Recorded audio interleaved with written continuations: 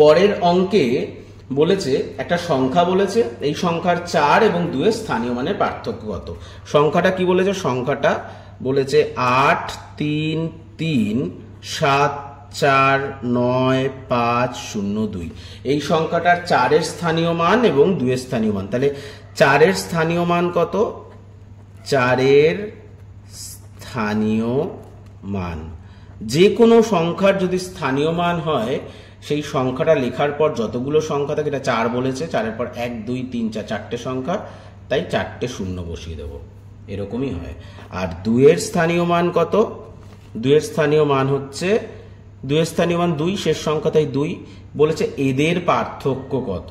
Simple অঙ্ক, যারা স্থানীয় মান জানে তারাই অঙ্ক করতে পারবে।